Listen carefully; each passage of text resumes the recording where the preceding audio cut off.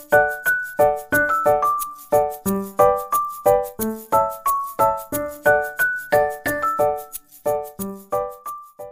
dan proses pembentukan tanah. Tanah merupakan sumber daya alam yang paling berharga dan penting bagi manusia. Peran dan manfaat tanah bagi manusia sangat luas dan meliputi berbagai aspek kehidupan. 1. Pengertian tanah. Tanah atau disebut pedosfer adalah lapisan paling atas pedosfer yang terbentuk dari campuran hasil pelapukan bahan organik, bahan anorganik, air, dan udara. Tanah merupakan lapisan permukaan bumi yang secara fisik berfungsi sebagai tempat tumbuh dan berkembangnya perakaran penopang tegak tumbuhnya tanaman serta menyuplai kebutuhan air dan udara. 2. Faktor pembentukan tanah. Ada beberapa faktor yang mempengaruhi proses pembentukan tanah dan perkembangan tanah. Faktor-faktor terbentuk tanah tersebut dapat diuraikan sebagai berikut. A. Iklim. Faktor iklim yang mempengaruhi pembentukan tanah adalah curah hujan dan suhu udara. Dalam proses pembentukan tanah, unsur curah hujan yang paling berperan adalah jumlah curah hujan dan intensitas hujan. Jumlah curah hujan berpengaruh terhadap jumlah air yang meresap ke dalam tanah. Jumlah air tersebut akan berpengaruh terhadap reaksi kimia yang terjadi di dalam tanah. B. Organisme. Organisme atau jasad hidup yang mempengaruhi terhadap proses pembentukan tanah adalah tumbuhan. Berikut pengaruh organisme dalam proses pembentukan tanah. 1. Mempercepat proses pelapukan berupa pelupukan organik. 2. Membantu proses pembentukan humus. Tumbuhan menghasilkan daun-daun yang nantinya berjatuhan di permukaan tanah. Daun-daun akan membesuk dengan bantuan jasa drainase atau mikroorganisme yang ada di dalam tanah. C. Bahan induk. Bahan induk tanah adalah bahan pemula tanah yang tersusun dari bahan organik atau mineral. Bahan induk dapat berasal dari bahan tanah yang terdapatkan akibat proses transportasi dan dapat berupa bantuan. Batuan dapat menjadi bahan induk karena akan mengalami pelapukan dan menjadi tanah. Tanah yang terdapat di permukaan bumi sebagian besar memperlihatkan sifat kimia yang sama dengan bahan induknya. Susunan kimia dan mineral bahan induk akan mempengaruhi intensitas tingkat pelapukan dan vegetasi di atasnya. Topografi. Topografi yang berkaitan dengan faktor pembentuk tanah adalah tinggi rendahnya lereng berpengaruh pada aliran permukaan. Arah aliran air mengikuti bentuk relief, yaitu dari daerah tinggi menuju daerah yang lebih rendah. Hal itu akan mempengaruhi pelapukan, batuan, dan tingkat erosi yang terjadi. Keadaan topografi suatu daerah akan mempengaruhi hal-hal sebagai berikut. 1. Tebal atau tipisnya lapisan tanah. Daerah yang memiliki topografi miring dan berbukit, lapisan tanahnya lebih tipis karena tererosi. Daerah yang datar, lapisan tanahnya tebal karena terjadi sedimentasi. 2. Sistem drainase atau pengaliran. Kemampuan tanah meloloskan air serta lama tergenang akan berdampak pada sifat kimia tanah. Daerah yang drainasenya jelek dan sering tergenang menjadikan tanah bersifat asam. Waktu. Semakin lama waktu pembentukan tanah, maka semakin tebal pula tanah yang terbentuk. Waktu pembentukan tanah berbeda-beda tergantung pada bahan induknya. Tanah yang berasal dari bahan induk batuan keras memerlukan waktu yang lama untuk pembentukan tanahnya dibandingkan dengan yang terbentuk dari batuan lunak. Bahan induk berupa material lepas seperti abu vulkanik memerlukan waktu yang lebih lama jika dibandingkan dengan bahan induk berupa material keras. 3. Sifat-sifat tanah. Di permukaan bumi ini terdapat berbagai jenis tanah. Masing-masing tanah terletak di tempat-tempat yang berbeda, serta memiliki sifat yang berbeda satu dan lainnya. Sifat-sifat tanah dibedakan dalam beberapa kelompok, yaitu sebagai berikut. A. Sifat fisik tanah. Sifat fisik tanah merupakan sifat tanah yang dapat dilihat langsung oleh mata dan dirasakan dengan sentuhan. Sifat fisik tanah meliputi warna tanah, tekstur tanah, struktur tanah, konsistensi tanah, bobot isi, bobot jenis, kedalaman efektif, drainase, permeabilitas tanah, kembang kerut tanah, dan porositas tanah. B. Sifat kimia tanah. Sifat kimia tanah merupakan sifat tanah yang baru diketahui setelah dilakukan pengujian. Sifat kimia tanah meliputi kandungan bahan organik, C organik, unsur hara tanah, N total, keasaman tanah, pH, serta unsur kimia tanah lain, fosfor, kalium, natrium, kalsium, dan magnesium. C. Sifat biologis tanah. Sifat biologi tanah adalah partikel-partikel padat berupa makhluk hidup pembentuk tanah. Sifat biologi tanah dipengaruhi oleh beberapa unsur, meliputi total mikroorganisme tanah, jumlah jamur tanah, jumlah bakteri pelarut atau fosfat, dan total respirasi tanah. Jenis-jenis tanah dan persebarannya berikut. Beberapa jenis tanah dan persebarannya di Indonesia. A. Tanah vulkanis. Tanah vulkanis terbentuk dari material-material vulkanis. Tanah vulkanis dapat dikelompokkan sebagai berikut. 1. Tanah andosol. Terbentuk dari abu vulkanis yang ciri-ciri yaitu berwarna kelabu hingga kuning, pekat terhadap erosi dan memiliki kesuburan yang baik sehingga dapat dimanfaatkan untuk lahan pertanian, perkebunan, dan hutan. Tanah andosol dapat ditemukan di Sumatera, Jawa, Bali, Lombok, Halmahera, Nusa Tenggara Barat, dan Sulawesi. 2. Tanah regosol. Terbentuk dari endapan abu vulkanis baru yang memiliki butiran kasar dan belum mengalami pelapisan. Memiliki ciri-ciri yaitu berbutir kasar berwarna kelabu hingga kuning dan kadar bahan organik rendah. Dapat dimanfaatkan untuk pertanian palawija, tebu, dan kelapa. Tanah regosol dapat ditemukan di daerah lereng gunung berapi, pantai, dan bukit pasir pantai yang meliputi Sumatera, Jawa, dan Nusa Tenggara. 3. Tanah aluvial. Terbentuk dari material hasil erosi yang terendapkan di daerah dataran rendah. Jenis tanah ini belum terbentuk struktur dan tekstur. Tanah aluvial memiliki kesuburan tingkat sedang hingga tinggi. Umumnya dimanfaatkan sebagai lahan pertanian.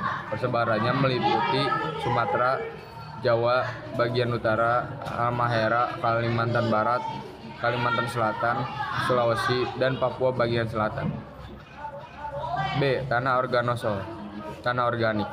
Jenis tanah ini berasal dari bahan induk organik. Tanah organosol dapat dikelompokkan sebagai berikut. 1. Tanah humus. Terbentuk dari hasil pembusukan bahan-bahan organik. Ciri-cirinya yaitu warna kehitaman, tidak menampakkan pelapisan pada profil tanah, tidak bertekstur, mengandung bahan organik, dan sangat subur.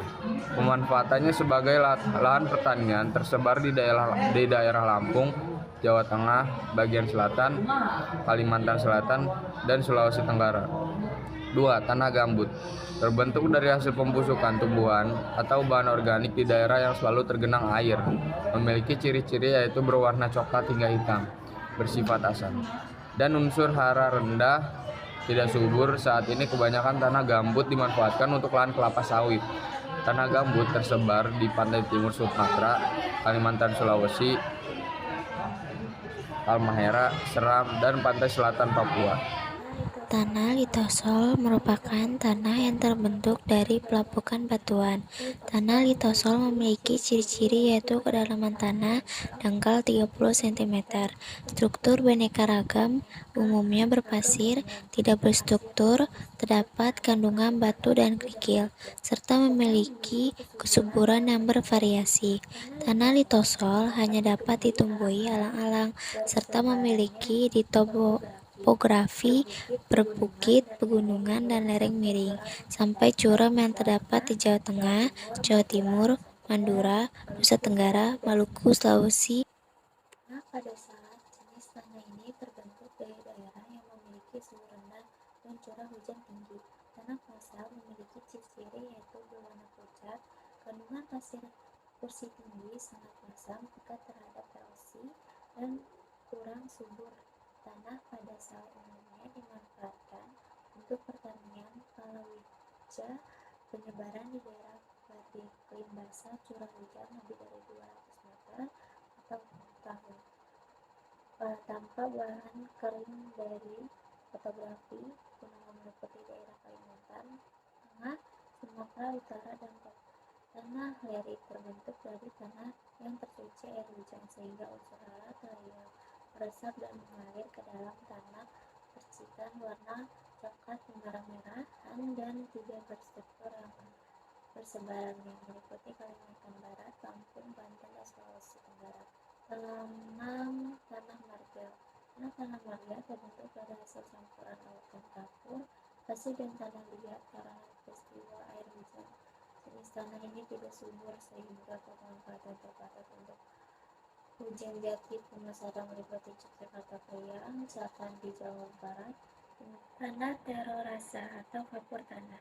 Kapur tanah berasal dari endapan organisme laut yang terangkat oleh proses geologi tanah kapur.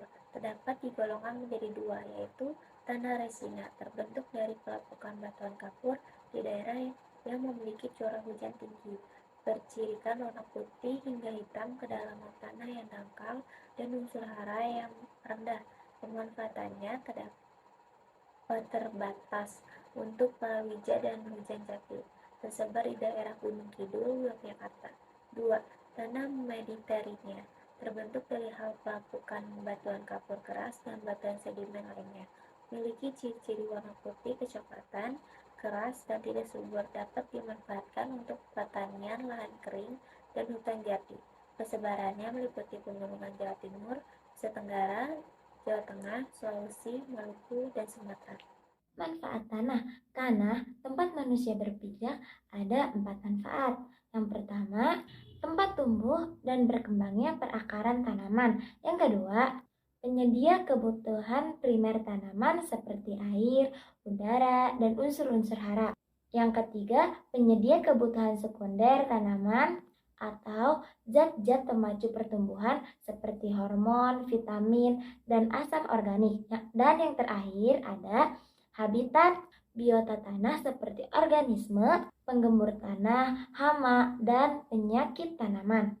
Kerusakan tanah disebabkan oleh 2 faktor. Yang pertama ada faktor alam, meliputi erosi, tanah longsor, dan pencucian tanah. Yang kedua ada perilaku manusia, meliputi perusakan hutan, pertambangan terbuka, dan ladang yang berpindah-pindah. Untuk mencegah dan mengatasi kerusakan tanah dapat dilakukan dengan konservasi tanah. Upaya tersebut dapat dilakukan dengan pemeliharaan dan perlindungan tanah secara teratur, guna mengurangi dan mencegah terjadinya erosi atau terjadi perubahan secara kimiawi dan biologi. Dengan cara pelestarian, metode konservasi tanah telah dibagi menjadi 3. Yang pertama, metode vegetatif. Yang kedua, metode mekanik atau teknis. Dan yang terakhir, metode kimia. Di sini aku akan menjelaskan tentang metode vegetatif. Nah, apa sih metode vegetatif itu? Metode vegetatif adalah pengawetan tanah menggunakan tanaman atau tumbuhan untuk mengontrol erosi akibat dari air hujan atau aliran permukaan.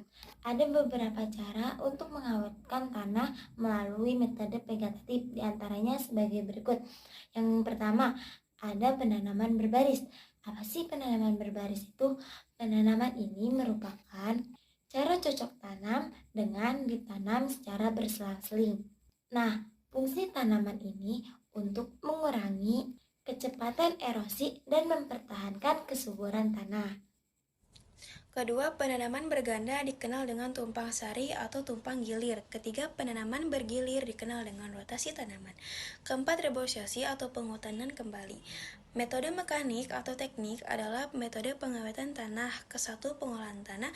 Kedua, pembuatan tanggul atau guludan. Ketiga, pembuatan teras. Keempat, pembuatan saluran air atau drainase. Selanjutnya, metode kimia. Metode kimia dilakukan dengan bahan kimia untuk memperbaiki struktur tanah. Struktur tanah merupakan sifat fisik yang menentukan erosi.